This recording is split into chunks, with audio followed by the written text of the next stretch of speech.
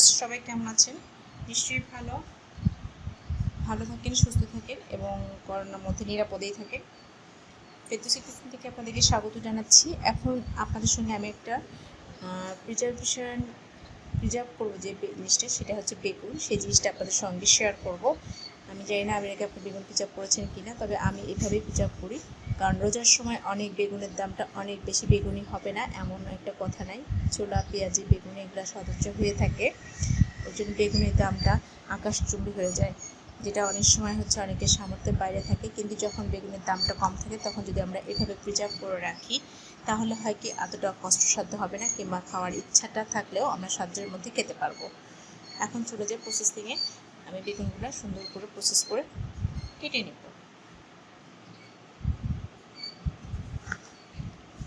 মাথাটা এভাবে কেটে নিয়ে পরিষ্কার করে নিতে হবে, কারণ বেগুন পচন ধরে সাধারণত মাথা থেকেই, আর এই পচনটা ধরলে সবগুলো বেগুনটা নষ্ট হয়ে যায়।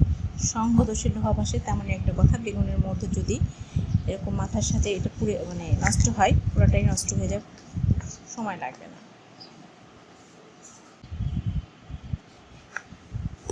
এভাবে আমি 3টে বেগুন কেটে নিয়েছি, এরকম সাইজে, এরকম। এখন আপনি এটা গোল করে কাটতে পারেন, লম্বা করে কাটতে পারেন, যে যার পছন্দ মতো কেটে নেব।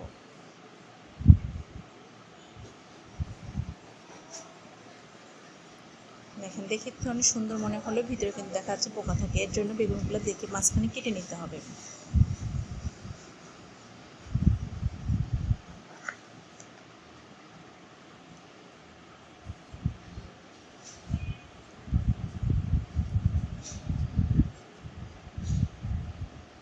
এখন এইভাবে পাতলা করে করে কেটে নিব, বেগুন স্ট্রাকচার করে। সবগুলো বেগুন আমি এভাবে কেটে নেব। সবগুলো বেগুন আমি এভাবে কেটে নিয়েছি। গোল স্ট্রাকচার বেগুনও সেটা এভাবে হয়, আবার এই স্ট্রাকচারেও হয়ে থাকে। আমি এভাবে সবগুলো কেটে নিয়েছি। এখন বেগুন অনেকক্ষণ কেটে রাখলে অনেকটা কালচে দাগ পড়ে যায়, যেটা রিমুভ করার জন্য আমি যে কাজটা করব সেটা হচ্ছে, আমি নিয়ে নিয়েছি এর মধ্যে পানির মধ্যে একটু হলুদ আর একটু লবণ নিয়ে নিয়েছি, যেটার মধ্যে আমি 5 মিনিট ডুবিয়ে রাখবো। তারপরে এটাকে তুলে নেব, তাহলে এই কালচে দাগটা হবে না, কালারটা এরকমই থাকবে। পানির মধ্যে আমি সবটাই এভাবে ডুবিয়ে রাখবো কিছুক্ষণ। সবগুলোর মধ্যে পানি যায় সেটা খেয়াল রাখতে হবে। পানিতে যেন ডুবে থেকে পানিতে ডুবানোর চেষ্টা করা যাবে না, কারণ বেগুন কখনোই পানিটা ডুববে না। চাপ দিয়ে এভাবে উল্টে পাল্টে ভিজিয়ে নিতে হবে, তাহলে এটা ভিজে গেলে কালো এটা আসবে না, কালচে একটা ভাব থেকে সেটা হবে না। এভাবে সবগুলো আবার উল্টে দিতে হবে।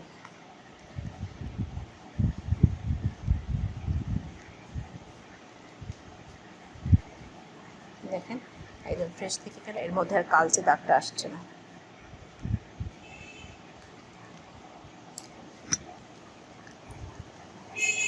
এভাবে ঢেকে রাখবো 5 মিনিট। 5 মিনিট পরে আবার ফিরে আসছি, এটাকে তুলে নিব। এখন খুব সুন্দর করে ঝাড়া দিয়ে তুলে নিতে হবে।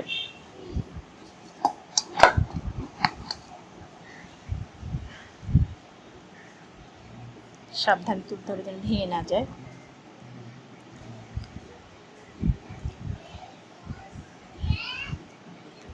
আমি অনেকগুলোই করবো, কারণ বেগুনটা সবাই খুব পছন্দ করে। আমার একটা দুটোতে হবে না, মিনিমাম 20 থেকে 25টা ভেজে খেতে হয় এদের। এর জন্য অনেকগুলো করতে হবে আমাকে।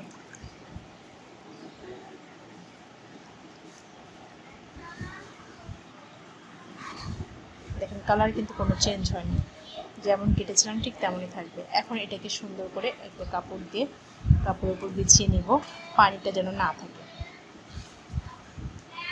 আমি একটা কাপড় নিয়ে নিচ্ছি, এভাবে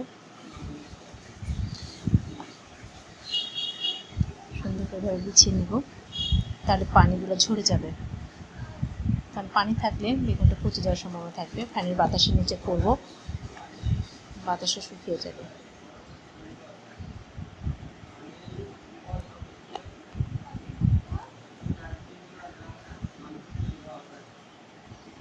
সব সাইজের বেগুন কাটা হয়েছে। এখন এগুলোকে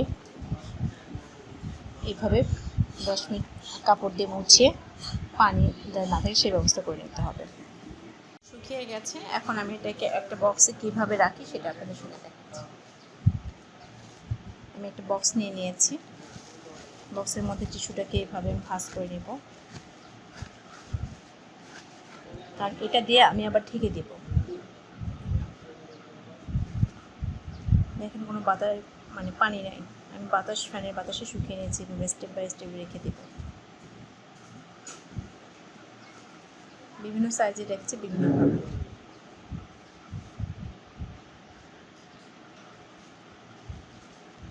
সেম প্রসেস এভাবে ঢেকে দিব, যে পানিটা থাকবে সেটা রিকভার করে ফেলবে। আবার একটা টিস্যু দিয়ে আমি একই কাজ করব।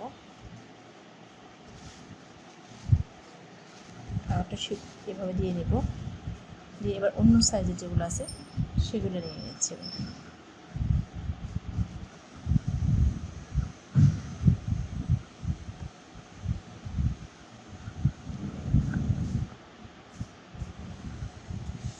এইভাবে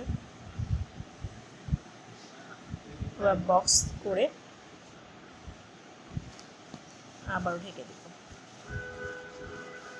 যেন কোনো পানি না থাকে।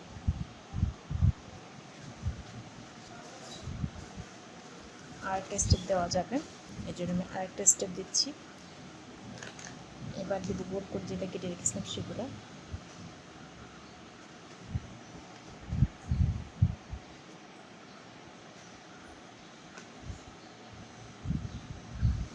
এটা দিয়ে আমি এবার সুন্দর করে টিস্যু দিয়ে আবার ঢেকে দিব। কারণ টিস্যুতে ঢাকছে এই কারণে, কারণ টিস্যুতে যে পানিটা আছে বেগুনের গায়ে সেটা অলরেডি মানে শুকিয়ে নেবে, আর ভেজে থাকবে না। এভাবে আমি এখন বক্সটাকে করে দিলাম। নরমাল ফ্রিজে রেখে দিব বেশ কিছুদিন, ডিপেও রাখতে পারেন, কোনো সমস্যা হবে না। হয়ে গেল বেগুন প্রিজার্ভ করা। আর তরকারির জন্য আপনারা ঠিক একই প্রসেসে কেটে রাখতে পারেন, সেক্ষেত্রে আপনারা অবশ্যই লাভবান হবেন।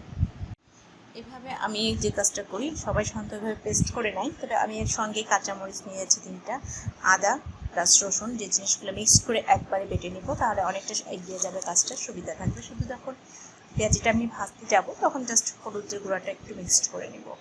আর পেঁয়াজ যে যেমন খাবে, পেঁয়াজ ধনিয়া পাতা এগুলো মিক্সড করে নিলেই হবে। লবণ পেঁয়াজও মাখিয়ে রাখা যায়, সেক্ষেত্রে নরম হয়ে যায়, এর জন্য আমরা না রেখে পেঁয়াজটা একদম টাটকা দেওয়ার চেষ্টা করব।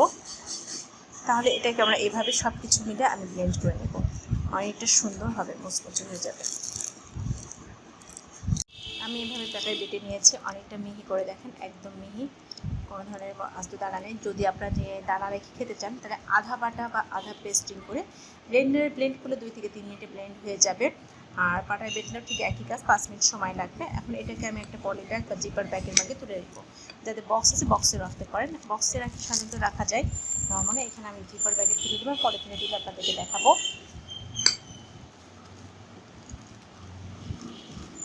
যতটুকু পরিমাণ আপনি খাবেন ঠিক সেই পরিমাণটা প্রতিদিন রেখে দিবেন, তাহলে সুবিধা হবে।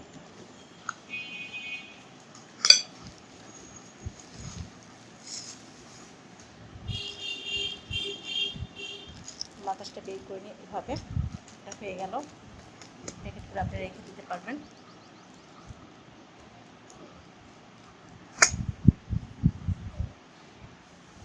এটা হচ্ছে নর্মাল পলিথিন, যেটা ভালো একদম ফ্রেশ, এই পলিথিনগুলোতে এভাবে রেখে দিতে পারেন। একটু স্লাইড করে রাখলে ভালো হয়, কাজটা সুবিধা হয় বরফ করতে, কিংবা নর্মালি আপনি এটা 2 থেকে 3 দিন রাখতে পারবেন। আরেকটা কাজ করতে পারেন, সেটা হচ্ছে এর মধ্যে হলুদ রসুন মানে হলুদটা মিক্সড করে লবণটা যা বাদ বাকি সব কিছু দিয়ে আপনি একটু রেখে দিতে পারেন। আমি মাঝে মধ্যে এটা করি, কিন্তু এখন সবাই মিলে খাবো, গেস্ট খাবে, তাই হয়ে গেল। দেখ এটাও একটা লিপারের মতো হয়ে গেল আমার ডাল বেটে প্রিজার্ভ করা, প্যাকেটিং করে শেষ।